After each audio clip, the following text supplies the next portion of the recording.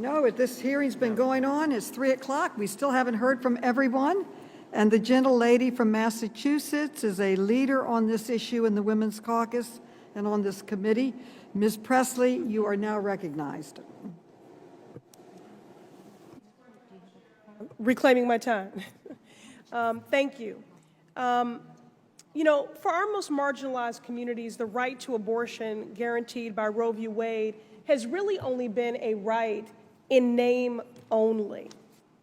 Abortion bans, including coverage bans like the Hyde Amendment, keep abortion out of reach for millions, particularly low-income, Black, Indigenous, communities of color, whom already face systemic barriers to health care.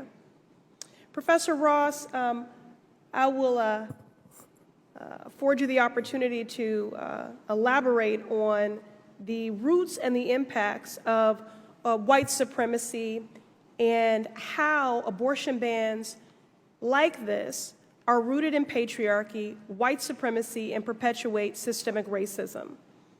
Could you speak to that? Can you briefly explain the ways in which abortion bans and restrictions are rooted in patriarchy, white supremacy, and perpetuate systemic racism?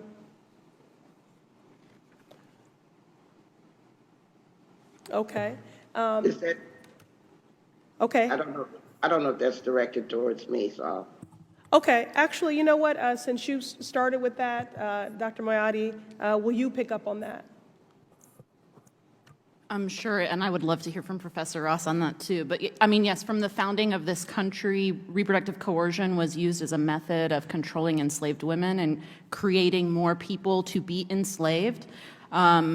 Children were separated from Indian families and sent to Indian boarding schools as a method of genocide and control over those families, and that history continues today.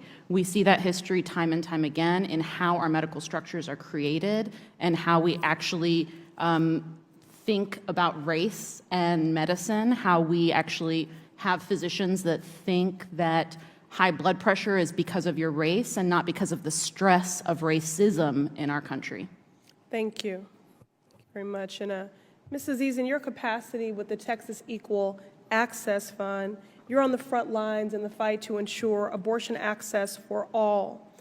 We know that there are some common financial challenges that your clients face as they attempt to access abortion care, including child care, transportation, housing, people being forced to travel out of state.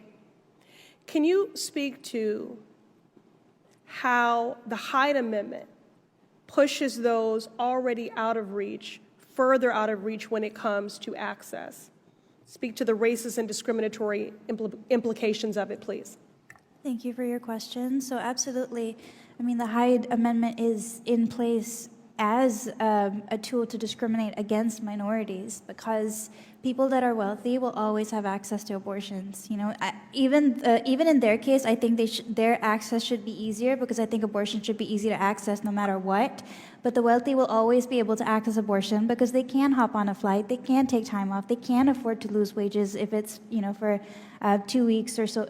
There are things that people that have more money are able to do. However, for minorities, for people in rural areas, for minors, for trans folks, for any sort of vulnerable community, again, you know, I just want to remind people that it's not just women that have abortions, and when we keep saying women, we're excluding a lot of people from the conversation. So I just want to bring it back to that.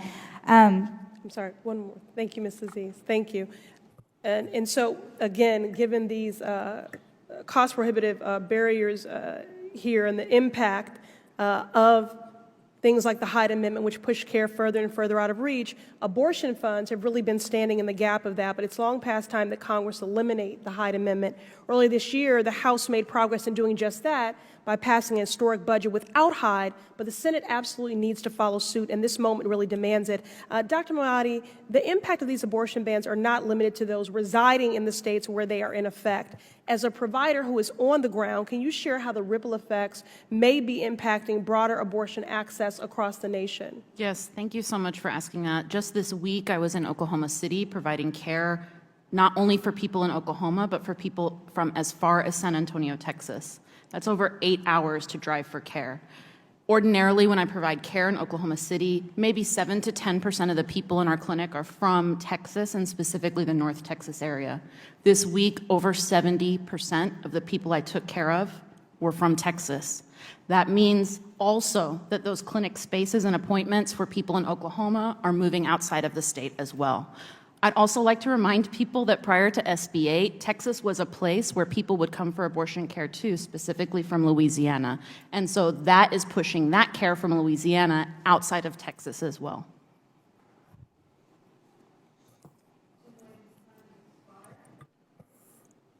Thank you. And ladies, time has expired. Discover and compare the First of all, I just want to thank everyone who testified today, our witnesses, with your medical background. I know many of us are very passionate about many different issues, but there were many women today that testified before us about their own struggles with rape, their own struggles with sexual assault, and the lifelong pain and trauma that it brings to us, both physically, emotionally, and mentally. But the stories this morning that we heard are remarkable and they're painful. I told my rape story 2 or 3 years ago as a state lawmaker when South Carolina was doing its own fetal heartbeat bill. And today, I believe we're still one of the only states in the country that has a fetal heartbeat bill with exceptions for women who've been raped and for victims of incest, because I told that story. And so I am pro-life, and regardless of the circumstances, when you're raped, it's traumatic, and we have a right to make that decision for ourselves. But at some point, these cells become a human and become a child inside a woman's womb. And so the other thing that I think about this morning, it pains me to hear these stories because too often too many women have those same stories. And it's offensive as I sit here as a woman, as a victim of rape, and hear some of my colleagues question one of our physicians here today about what she would do if her daughter was raped. I can't even tell you the unimaginable anger and pain that I have as a woman when someone wants to make that kind of hypothetical example. This isn't something to toy with. This is not, we should not be having this hearing for political PR purposes for the next, fundraising scheme on social media. This is a serious issue, and it affects women who are Republican and Democrat alike. This is not a joke. And there are kids out there that are victims of incest. There are women out there who are dealing with this for a lifetime. And I don't want to hear any of my colleagues, I don't care if you're Republican or Democrat, sit there and have a hypothetical question to women who are here today, asking them what you would do if your child was raped. I find it offensive and disgusting. The second thing I want to say this morning is that gay marriage has nothing to do with abortion or the right to life in this country. And it's already been decided by the Supreme Court. We're all adults in the room, and I hope that all of us support the rights. If you want to be happily or miserably be married like anybody else, you have the right to do that. Third, and finally, I sit here today, and Lieutenant Colonel Scheller is sitting in a brig. He's the only person that has been put away without a charge or a sentence or a conviction on Afghanistan for exercising a right to speak out and potentially be a whistleblower and expressing his frustrations as a soldier.